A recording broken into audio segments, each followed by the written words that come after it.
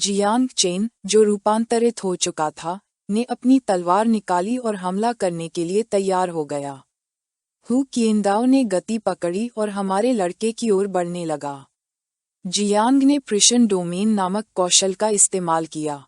जमीन पर उतरा और जोर से हमला किया, जिससे जमीन से हु किएनदाओ के ठीक पीछे शक्तिशाली वार निकलने लगे। वह पलटा और उसकी आंखें आश्चर्य से चौड़ी हो गईं, और ये देखकर जियांग को यकीन नहीं हुआ कि वह उसकी हरकतों का अंदाजा लगा सकता था। हु किएनदाओ ने समय रहते प्रतिक्रिया दी और अपनी तलवार से मुश्किल से हमलों को रोका, और हमलों के प्रभाव से उसका शरीर पीछे की ओर उड़ गया, जिससे जमीन टुकड़े टुकड़े हो गई। जियांग ने इस मौके का फायदा उठाने का फैसला किया। हमारे लड़के ने इन्फर्नल सील की दिव्य तलवार का इस्तेमाल किया और हु किएनदाओ पर कई शक्तिशाली ऊर्जा निर्मित वार किए। हु किएनदाओ खड़ा हुआ और अपनी तलवार कसकर पकड़ ली, खुद को बचाने के लिए तैयार, यह महसूस करते हुए कि जियांग बिना रुके हमला कर रहा है। हु किएनदाओ ने हमले से खुद को बचाने की कोशिश की, लेकिन उसकी कोशिशें बेकार गईं।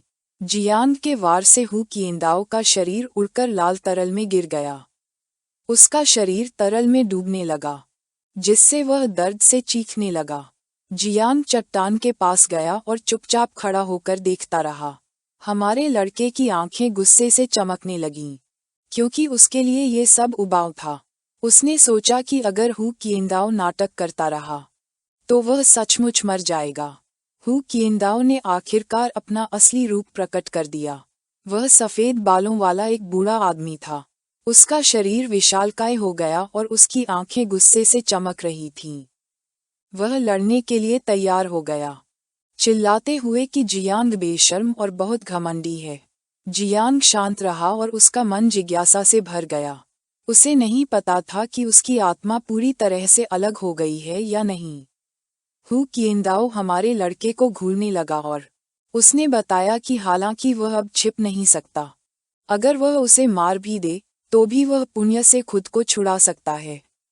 ध्यान से देखने पर जियांग ने देखा कि हु किएनदाओ एक बहुत शक्तिशाली दिव्य आत्मा थी, लगभग 9वें परिवर्तन में, और उसके सच्चे दुश्मनों ने उसे मारने की कोशिश की थी।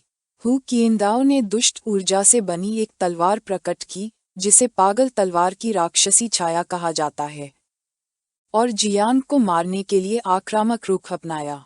थोड़ी देर बाद जियांग की छाती पर एक चक्र दिखाई दिया।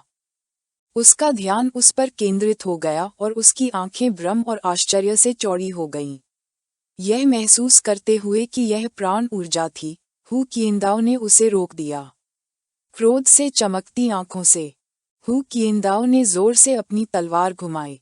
हु किएनदाओ की तलवार शक्तिशाली ड्रैगन में बदल गई, जो उसे पैनी निगाहों से घूरने लगे। जियांग उस जगह से दूर चला गया और ध्यान से देखने लगा।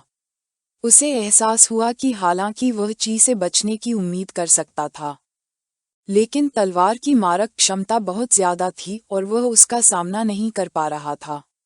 जब उसके शरीर से एक शक्तिशाली लाल आभा निकल रही थी, जियांग ने दौड़ना बंद करने का फैसला किया। अपनी तलवार को कसकर पकड़ लिया और उसकी आंखें दृढ़ संकल्प से चमक रही थीं। तभी उसे याद आया कि उसका युद्ध देवता रूपांतरण अब खत्म होने वाला है। उसे अपना सब कुछ दांव पर लगाना था, इसलिए उसने नरक की जेल खोल दी। पलक झपकते ही जियांग ने सैकड़ों वार किए और ड्रैगन को टुकड़े टुकड़े कर दिया। ये देखकर हु किएनदाओ गुस्से से भर गया। उसे यकीन नहीं हो रहा था कि जियांग ने अपनी तलवार से बुलाए गए ड्रैगन को नष्ट कर दिया है। हु किएनदाओ आत्मविश्वास से भरी मुस्कान दिखाने लगा। ये देखकर जियांग को गुस्सा आ गया और उसने अपने दांत भींच लिए। सिर्फ आधा वार करना ही काफी नहीं था, उसे एक ही वार में जीतने का रास्ता ढूंढना था। उसी समय जियाओ चान उस पैतृक पेड़ की शाखा पर बैठा था और उसने हमारे लड़के को बताया कि उसकी क्षमता, अधिपति युद्ध देवता के पास शाही राजकुमार सेना गठन नामक एक तकनीक है, और इस वजह से 9 पंख और लाल कवच भरिंग दोनों ही मूलतः उसकी सेनाएं हैं। भ्रमित निगाहों से जियांग ने उसके सिर को छूना शुरू किया और पूछा कि उसका क्या मतलब है। जबकि हु किएंदाओ की आंखें चमक रही थीं। वह जियान को खत्म करने की तैयारी कर रहा था। हमारे लड़के ने चुपचाप खड़े न रहने का फैसला किया और अपनी तलवार से सबसे पहले हु किएंदाओ द्वारा बुलाई गई प्राणशक्ति को काटने का फैसला किया। जियांग पीछे हट गया और उसकी आंखें दृढ़ संकल्प से चमक रही थीं। वह हु किएंदाओ को गौर से देखने लगा, जिससे उसकी 1000 ढालों वाला शाही कवच नामक तकनीक सक्रिय हो गई, जिससे उसकी मुट्ठी से आग निकलने लगी। हु किएंदाओ ने अपनी तलवार को फिर से ड्रैगन में बदल दिया। जियांग ने पलटवार करने का फैसला किया और एक जोरदार मुक्का मारा, जिससे उसकी ऊर्जा और ड्रैगन आपस में टकरा गए। जियांग ने जियाओ जिया से कहा कि वह उसके लिए हमले का सामना करे। जियाओ जिया प्रकट हुआ और उसकी आंखें चमक उठीं। उसने अपने हाथ आगे बढ़ाए और हमले को रोकने लगा। हमारे लड़के ने बताया कि अगर उसने विरोध नहीं किया तो उसकी बहन उसे खा जाएगी। जैसे ही जियाओ जिया हमले का सामना करने में कामयाब हुआ, जियांग ने ध्यान केंद्रित किया और अपनी पूरी शक्ति का इस्तेमाल करते हुए पलटवार करने का समय तय किया और ड्रैगन को टुकड़े टुकड़े कर दिया। छोटा जियाओ जिया एक भरिंग में बदल गया और एक तरफ हट गया। जियांग खुद को छोटे भरिंग को बधाई देने से नहीं रोक सका। उसका अच्छा काम। जियांग ने गति पकड़ी, उछला और नरक पर प्रभुत्व की सर्वोच्च दिव्य मुट्ठी नामक तकनीक का इस्तेमाल करने का फैसला किया। हु किएंदाओ का ध्यान उस पर था और उसकी आंखें डर और आश्चर्य से चौड़ी हो गईं। उसे समझ नहीं आ रहा था कि क्या हो रहा है। इससे पहले कि वह कुछ प्रतिक्रिया दे पाता, जियांग, जिसका शरीर एक शक्तिशाली ऊर्जा से घिरा हुआ था, ने उसके चेहरे पर एक जोरदार मुक्का मारा। वह उलझन में था, क्योंकि उसे समझ नहीं आ रहा था कि इस लड़के में इतनी ताकत कैसे हो सकती है। जियांग ने अपनी मुट्ठी में शाही सेना के गठन की तकनीक का इस्तेमाल करके अपनी ऊर्जा को केंद्रित करना शुरू कर दिया और वह बड़ी और बड़ी होती गई।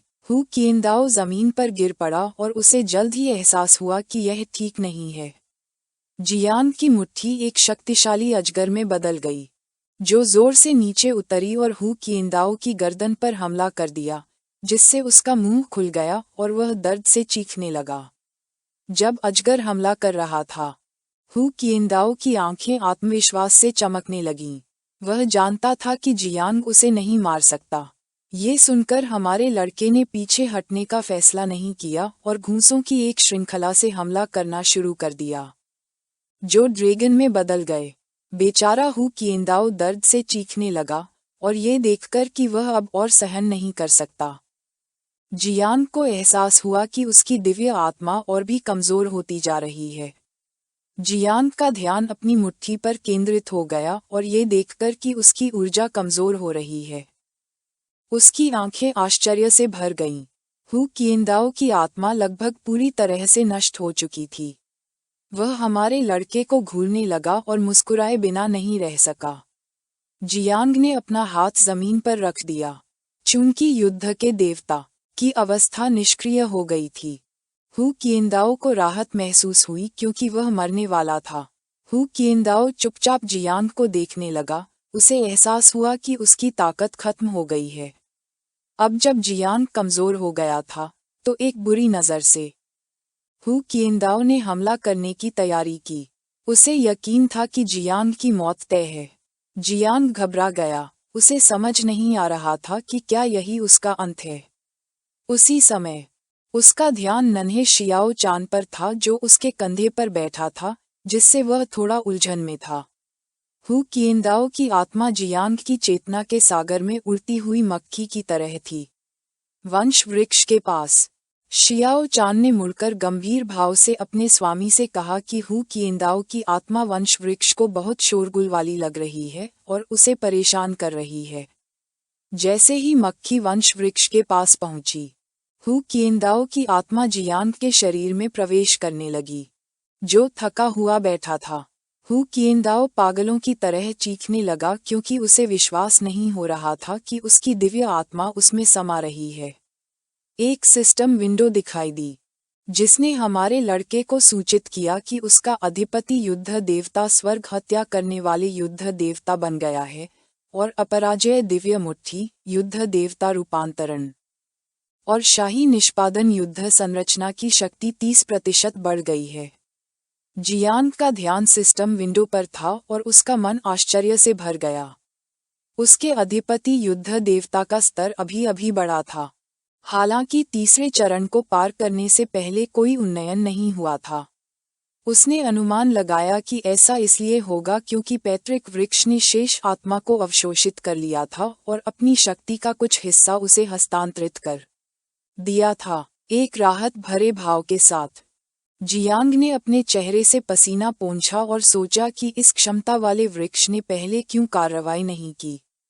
उसी समय सिस्टम ने आभासी देवता की रैंकिंग अपडेट की, जिसमें जियांग चेन को पहले स्थान पर दिखाया गया, जो दक्षिया से संबद्ध था और जिसका समय 32 मिनट और 17 सेकंड था।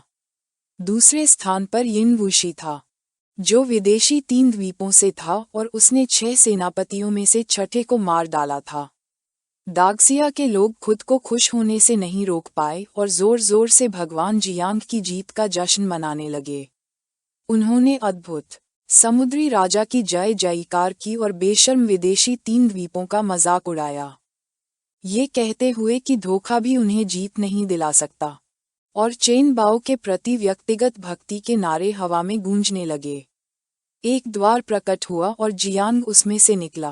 वह अपने सिर को छूने लगा और मुस्कुराते हुए अपने गुरु को समझाया कि उसकी रैंकिंग काफी अच्छी है। गु का ध्यान और जी शियुवान्यू के पिता जियांग पर टिके थे और गु ने स्पष्ट कर दिया कि उसकी रैंकिंग सिर्फ अच्छी नहीं बल्कि बिल्कुल प्रथम स्थान पर है।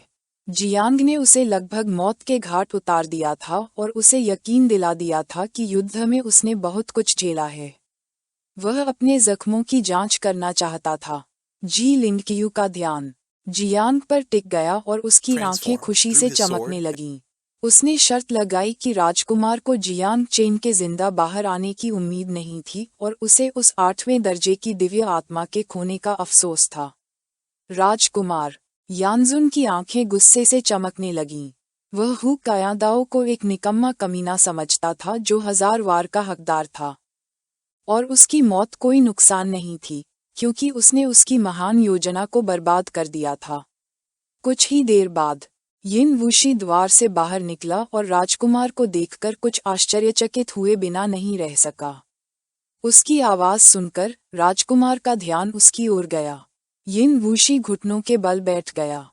उसके सामने अपना सिर झुकाया और उसे बताया कि उसके शिष्य वुशी ने सम्मानपूर्वक और बिना किसी अपमान के प्रथम स्थान प्राप्त किया है। राजकुमार की आंखें गुस्से से चमकने लगीं, जबकि दूसरी तरफ जी लिंगक्यू जोर जोर से हंसने लगा। उसने कहा कि आत्मविश्वास चाहे जितना भी हो, जश्न मनाने से पहले रैंकिंग देख लेनी चाहिए। भले ही रैंकिंग न भी देखी हो, कम से कम ये तो पता चल ही जाना चाहिए कि कौन सा पक्ष जयकार कर रहा है। ये सुनकर यिन वुशी घबरा गया और ध्यान से देखने पर उसे आभासी देव रैंकिंग दिखाई दी। पहले स्थान पर जियांग चेन था और दूसरे स्थान पर यिन वुशी। उसे एहसास हुआ कि वह पहले स्थान पर नहीं आया है। वह इतना सदमे में था कि उसके मुंह से खून निकलने लगा।